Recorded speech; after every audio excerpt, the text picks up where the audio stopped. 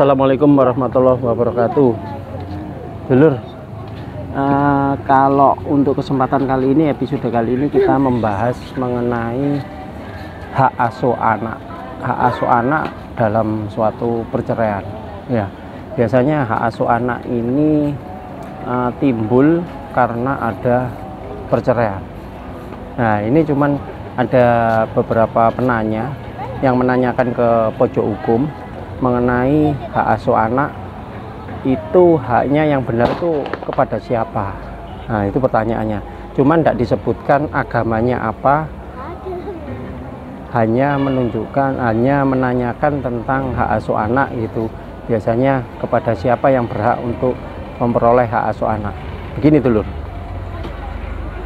Untuk hak asuh anak kita berpacu kepada, kalau perkawinan itu berpacu kepada Undang-Undang 1 tahun 74 dulu. Jadi kalau secara umumnya itu ada 1 tahun 74. Sedangkan kompilasi hukum Islam biasanya untuk umat muslim atau Islam yang beragama Islam.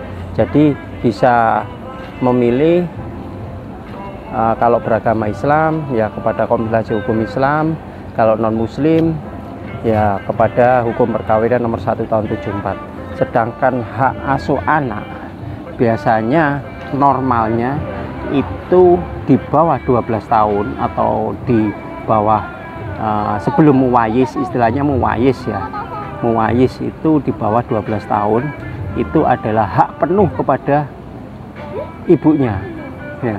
Kalau terjadi pisah, terjadi perceraian, biasanya hak anak di bawah 12 tahun itu kembali kepada ibunya atau kepada ibunya. Sedangkan kewajiban si ayah tidak lepas begitu saja, tapi adalah memberikan semacam nafkah ya.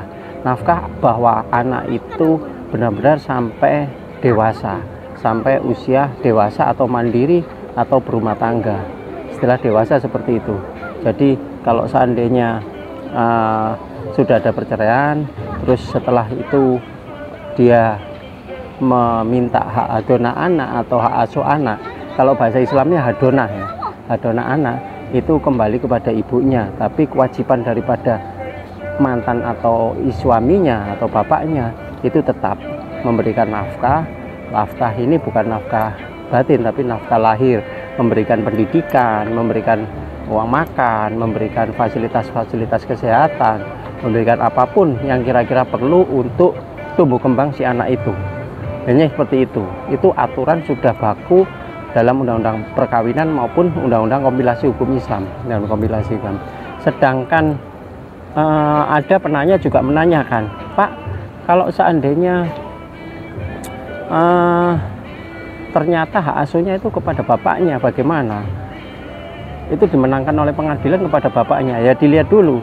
Biasanya kalau kepada bapaknya itu biasanya ada kewajiban seorang ibu tidak layak sebagaimana seorang ibu. Dalam pengadilan dibuktikan oleh seorang mantan suaminya atau bapaknya bahwa ibu ternyata tidak layak sebagai seorang ibu.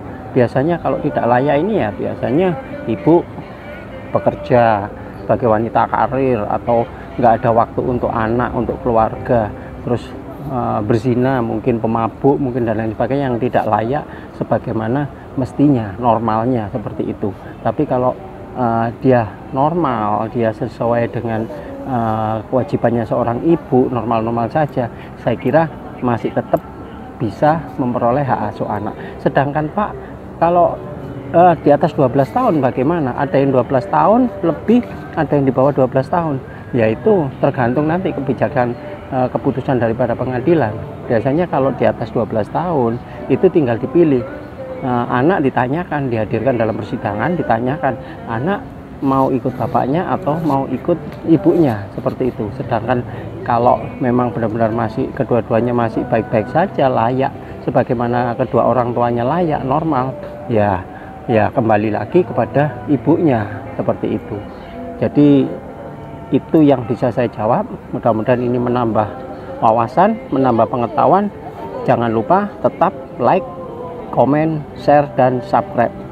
Jangan lupa juga pencet tombol lonceng yang ada di kolom bawah sendiri. Oke. Wassalamualaikum warahmatullahi wabarakatuh. Salam pojok hukum.